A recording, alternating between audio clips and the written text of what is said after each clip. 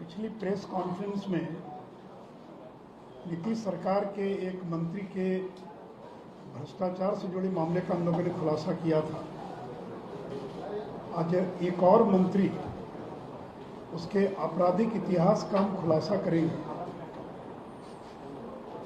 और नीतीश जी ने अपने मंत्रिमंडल में आपराधिक रिकॉर्ड वाले और भ्रष्टाचार में जो चार्जशीटेड लोग हैं ऐसे लोगों को शामिल कर पूरे बिहार को उन्होंने शर्मसार करने का काम किया है।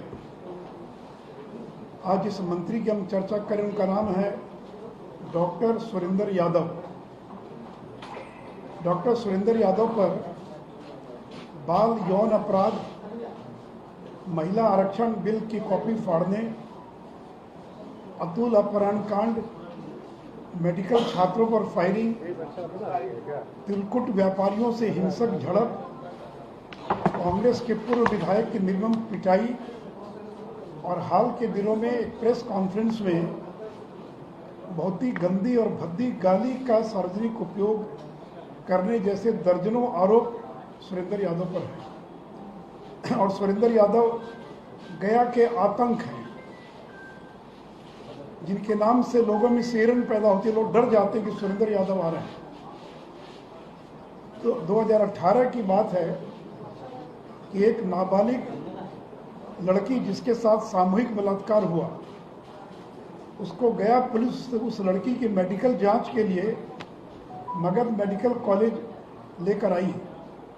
मेडिकल जांच के बाद जब लड़की निकल रही थी, गाड़ी में बैठ रही थी पुलिस कस्टडी में, तो सुरेंद्र यादव और उनके 25-30 लोगों ने पुलिस की गाड़ी को रोककर और जबरदस्ती उस लड़की को पुलिस गाड़ी से नीचे उतार लिया और उसका बयान लेने की कोशिश की और उसके चेहरे पर जो कपड़ा था उसको हटा दिया और इस दौरान उसका चेहरा उजागर हो गया।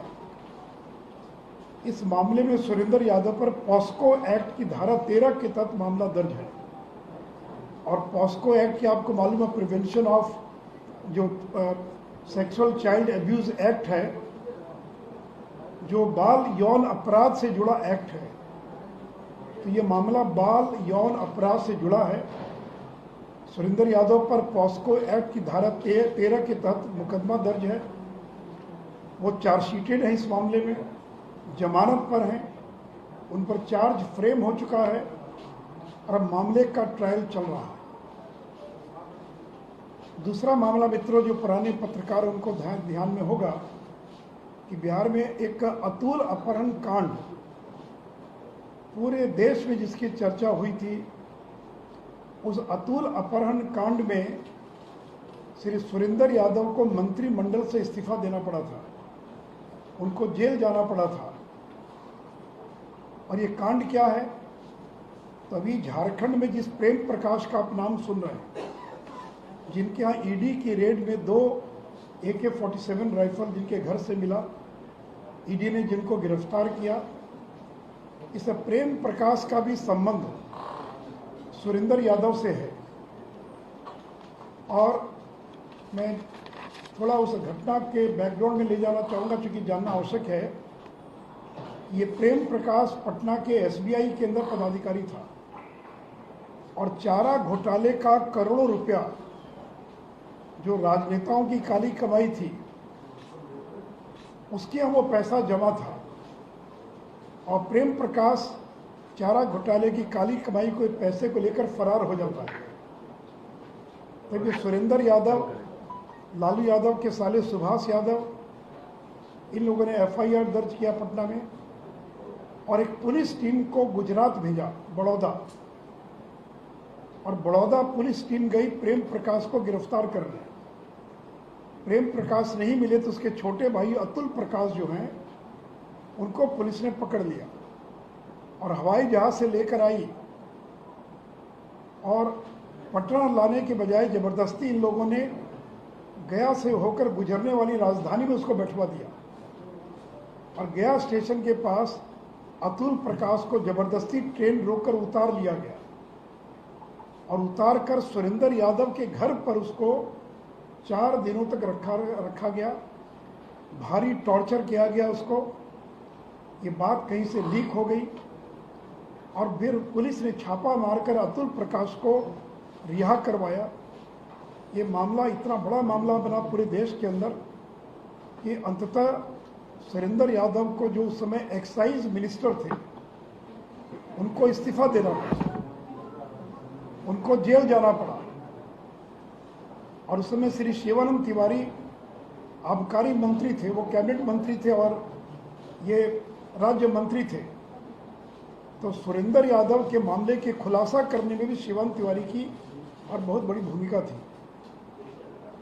तीसरा मामला कि 13 महीनों के लिए श्री सुरेंद्र यादव लोकसभा पहुंच गए 1998 में, और महिला आरक्षण बिल पेश किया जा रहा था।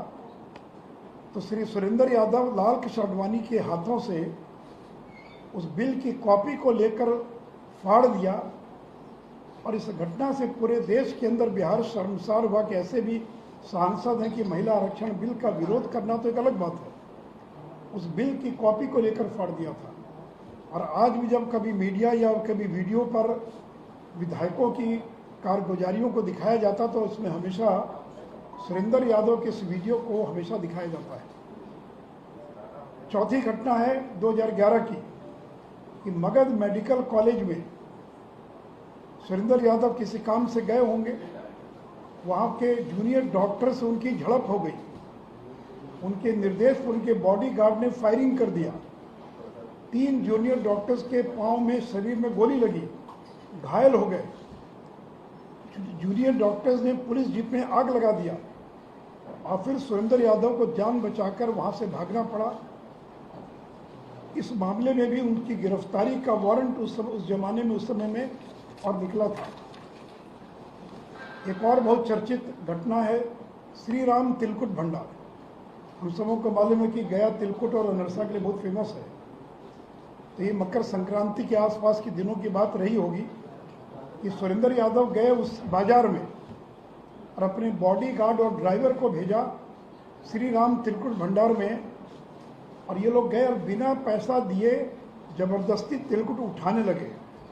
इसको लेकर झड़प हो गई। तो सुरेंद्र यादव अपने बॉडीगार्ड और ड्राइवर को बचाने के लिए वहां पहुंचे। तो तिलकुट व्यापारियों और सुरेंद्र यादव में झगड़ा हो गया, और झगड़ा हो गया तो झगड़ा इतना बढ़ गया कि मारपीट की नौबत आ गई। और जो व्यापारी थे, जो तिलकुट के व्यवसायी थे, उन लोगों ने जो कढ़ाई थी, खौलती हुई कढ़ाई, वो कड़छों से सुरेंद्र यादव पर तेल फेंक दिया। सुरेंद्र यादव बुरी तरह से जल गए, उनको अस्पताल ले जाकर भर्ती कराया गया। इस घटना के विरोध में वहाँ के चेंबर ने और बाकी लोगों ने गया बंद